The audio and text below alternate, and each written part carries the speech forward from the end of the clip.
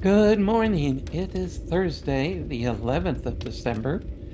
And yes, we are still in Isaiah chapter 60, verses 2 and 3. For look, darkness covers the earth, and deep darkness covers the nations. But the Lord shines on you. His splendor appears over you. Nations will come to your light, kings to your bright light. Now, we've talked previously about context, so in this case, I just want to say how it affects us. It's the light of the season. It's God's light that shines on us while we're living in the midst of the darkness. This goes back to when Paul says, while we were yet sinners. Before we were saved, we're part of the darkness. People that we care about are still in the darkness. And even as believers, we're living in a world of darkness.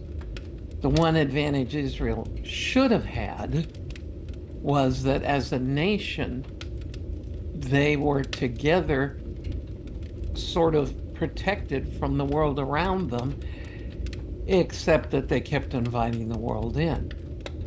We've seen that happen with churches and denominations that eventually have so much of the world coming in that they end up going dark and becoming part of that world. And the Spirit is no longer there. Christ is no longer preached.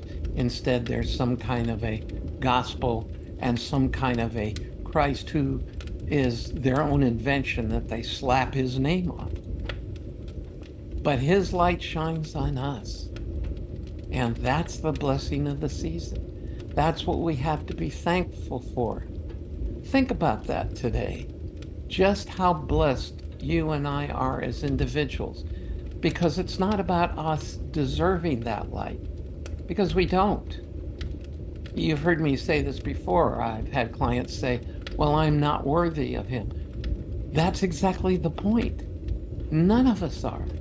It's about his light, his glory, his majesty, his love, and most of all, his grace, saving us when we are undeserving. That's the underlying message of Advent, is God himself, in order to give us an opportunity to be saved, was willing to become one with his creation. Often the stable has shown us how humiliating. There was no room at the end.